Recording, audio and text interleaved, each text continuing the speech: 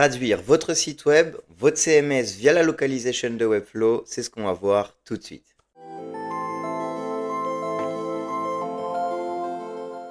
Nous voici donc à l'intérieur de notre projet. Ce qu'on va faire, c'est qu'on va tout de suite ajouter une locale. Donc pour ce faire, on clique sur la petite planète au milieu. Ça nous ouvre donc le panel Localization. On peut cliquer donc sur Add New Local. Local, on va choisir la locale, on va choisir English. Hop. On peut donc ajouter un drapeau, choisir le nom du subdirectory, donc on va laisser en EN.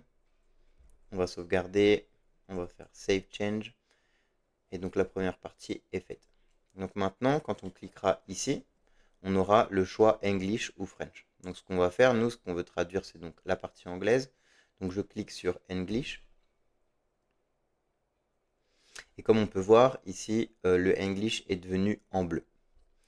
Donc ce qu'il est possible de faire, c'est de faire une traduction complète de la page, tout en faisant un petit clic sur Body, un double clic dessus et ensuite Translate to English. Ce qu'on peut faire aussi, c'est de tout simplement venir faire une traduction paragraphe par paragraphe, texte par texte, en faisant tout simplement un double clic sur le paragraphe, Translate to English, ce que je vais faire de suite, tac, et j'ai ma traduction qui s'est faite immédiatement.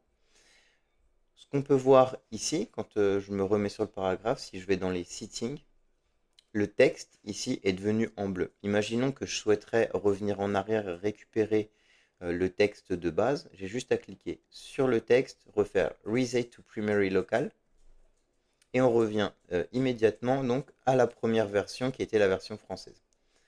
On peut aussi faire une modification à la main, c'est-à-dire venir faire enlever par exemple le bienvenu, faire Welcome. Tac. Et ce qu'on peut voir, c'est que ça m'a aussi ajouté en bleu. Je peux encore revenir en arrière, évidemment. Ce qu'on peut faire aussi qui peut être intéressant, c'est de faire donc le double clic, Translate to English. Regardez que la traduction via l'IA de Webflow a été faite correctement. Et si j'ai des choses qui ne me plaisent pas, je peux venir faire ma modification directement à l'intérieur. Voilà pour la première version. Ce qu'on va faire, c'est que maintenant, on va faire la traduction complète de la page. Je peux faire donc le clic sur le body, double clic, Translate to English. Et hop, voilà, la traduction de la page complète a été faite. Donc il est très intéressant après de venir regarder si tout est correct pour moi. Si c'est le cas, je laisse comme ça. Et puis ensuite, je vais aller faire toutes les pages de mon site web. Il va nous rester un deuxième aspect de la traduction qui va être le CMS. Donc ce qu'on va faire, c'est qu'on va se remettre sur le français. On va aller dans CMS, ici. Donc ici, on a tout notre CMS. Ce qu'on va faire, c'est qu'on va passer en anglais, encore une fois.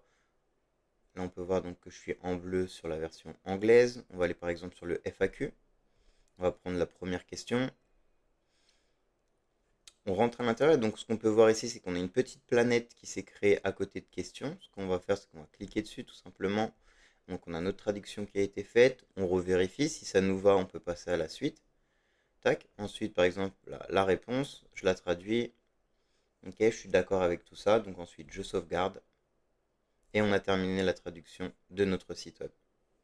Voilà, j'espère que la vidéo vous aura plu et puis on se retrouve très vite pour de prochains tutos.